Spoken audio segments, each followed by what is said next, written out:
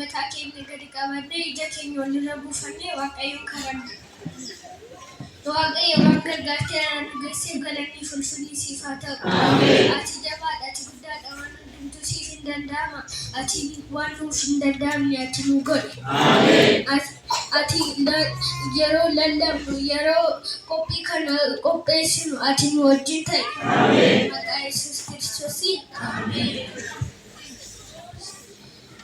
Mata dureen lallaba kootii Eebba Abboomamuudhaan dhufu. Seera keessa deebii boqonnaa 28 lakkoofsa 1-6 maqaa Waaqayyootiin nan dubbisa. Sagalee Waaqayyoo gooftaa keessanii gaarii gootanii yoo dhageessan abboommi isa ani har'a isin abboomus gaarii gootanii yoo eegdan Waaqayyo gooftaan keessan saba warra kana hundumaa gararraa isin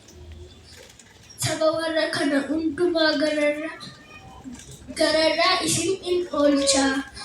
Sagalee Waaqayyo gooftaa keessanii yoo dhageessan eebbi kun hundinuu isiniif hin dhufa. Isin in qaqqabasi. Mandara keessatti maasii keessattis in eebbifamtu. Dhalli keessan midhaan maasii keessanii hormoonni horii qe'ee keessanii jabboonni xobbolla. Innis eebbifamoo in ta'u.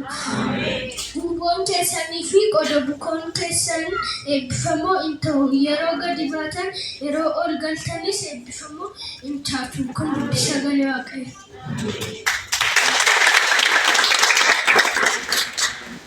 Akkuma mata duree isaarratti isinii ibse Eebba Abboomamuudhaan dhufu namni Waaqayyoof ajajan, namni Waaqayyoof abbooman manni isaa qe'ee isaa horiin isaa qoda bukoon isaa obbolaan eebbifamoo hin ta'u. Mandara keessatti mo'aa ta'u malee mo'atamaa hin ta'an.